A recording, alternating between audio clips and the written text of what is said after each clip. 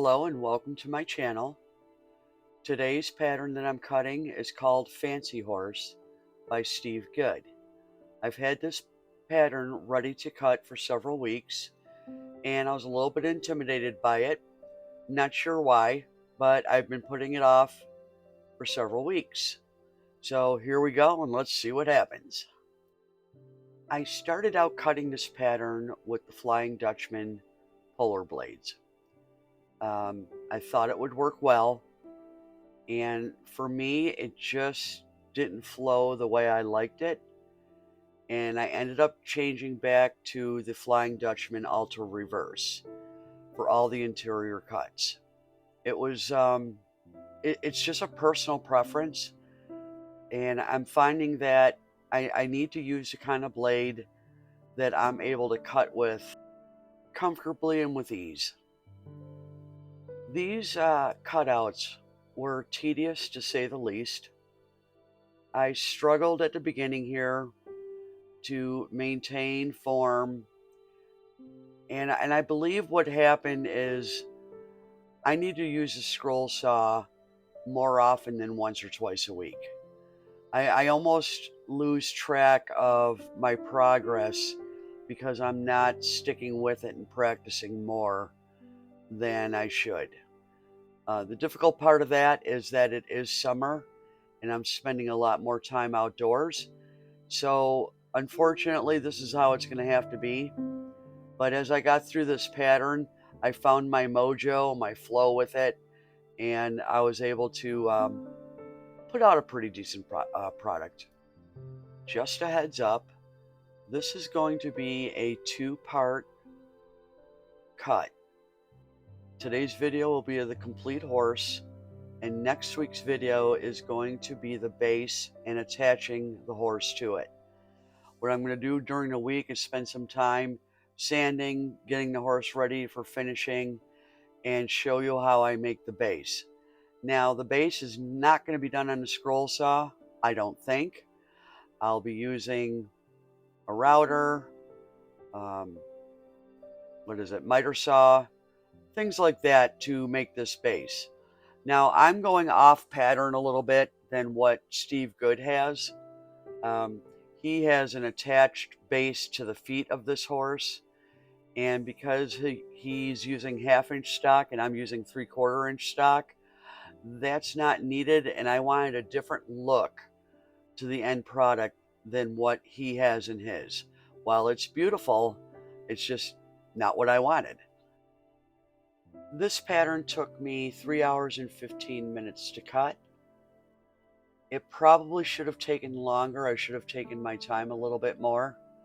I put a little pressure on myself because I didn't do it until the end of the week. I actually just finished the cutting and filming yesterday and editing and voiceover last night. So I brought that upon myself, but once again, I'm not in the house much for the nice weather. As always, I have no idea what kind of wood this is. I don't believe it's pine. It's soft, but not as soft as pine is. I didn't have a whole lot of problems cutting it other than where I'm at right now, higher up by the back. There is a big old knot in the wood, and I just barely missing it based on pattern placement on the wood. But there were some areas that were difficult to cut because of that knot. I went through 3 blades on this, 3 of the Ultra Reverse, and I also used 2 of the Polar. They did dull quite quickly. Another thing I found was doing those circles. It took me a while to get that rhythm for the circles. I almost bailed on doing it with the scroll saw and was going to get out my drill press and get the appropriate size drill bits to make them. But stubborn that I am, I was determined to get it all done with the scroll saw and not cheat, so to speak. And using a drill press does, have its own drawbacks because of splintering and the holes aren't as clean as I'd like them to be. While I was doing this, I remember thinking I couldn't wait to get to the end where I cut the outside, because usually the outside parameter is a lot easier to cut. And that kind of wasn't the case today, but that's okay. Everything went well.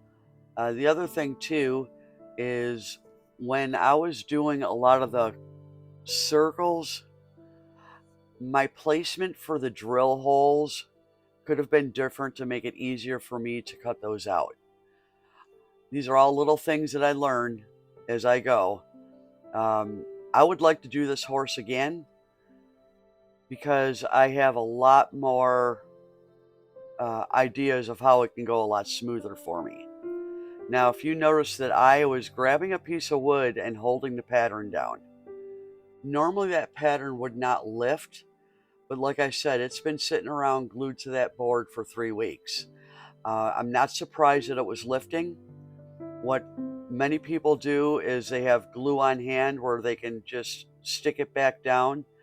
I just grabbed a piece of the cutoffs that I had already done on this piece and used that to hold it down as I went.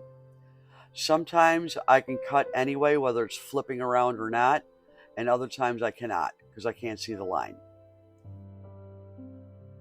At first I tried to hold it down with my fingers, and that didn't work out real well. That became a little bit iffy on safety.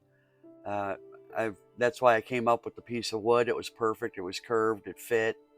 If I sliced it, it was no big deal. I have plenty more pieces I can use, and it worked out well. I always encourage anybody that's doing this for the first time, don't do silly things that'll get you hurt. It's not worth it. Just stop and come up with a different plan of action. Um, have some glue on hand where you can stick things back down. I used to do that. I don't like doing it because I have to wait for that to dry, and oftentimes that just didn't work for me either. A lot of people use glue stick. I have not had any success with using a glue stick on these patterns, whether it's to reseat a pattern so I can cut it or putting the pattern on initially. I have had no luck with the glue sticks. Now I started this outside edge with a drill hole instead of coming from the outside in, and I had a little bit of plan in my head of why I was going to do that. Now you'll soon see that I am going to cut all that right off anyway, but I was just trying something a little different to just make this easier because of all the haircuts I have to do. So here I cut it off. It worked out well, and again, with all these haircuts, I left them and I did them at the end. Sometimes that's a good idea and sometimes it's not, but it worked out okay for me. I'm really not real pleased with this pattern of how I cut it, but again, it's the first time. I learned a few things. When I do it again, it'll be a very different experience. What I was saying earlier about looking forward to doing the outside cuts, once I got started here, yeah, it wasn't as exciting as I was hoping it would be. It was quite tedious to get all these parts cut out and do it correctly, but it turned out okay. Now I did go back to the polar blade for the outside, and the reason being is I know it holds a straighter cut because it's a little bit stiffer metal material than the ultra reverse. If I had a bigger ultra reverse, it wouldn't have been the case, but I only have the number 3 on down, so I didn't want to use those for the outside edge, and it worked out beautiful. The blade itself for this type of work was fine. I did not like it for all the curves on the inside. This truly was an amazing pattern.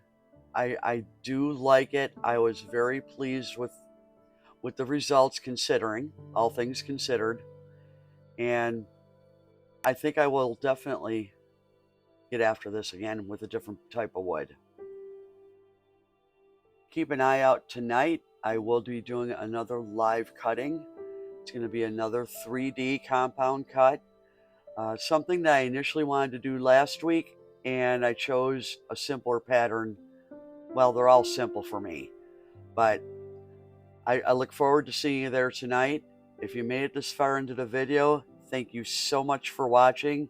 I really appreciate your support. Don't forget to like and leave me a comment on the way out. Have a blessed day.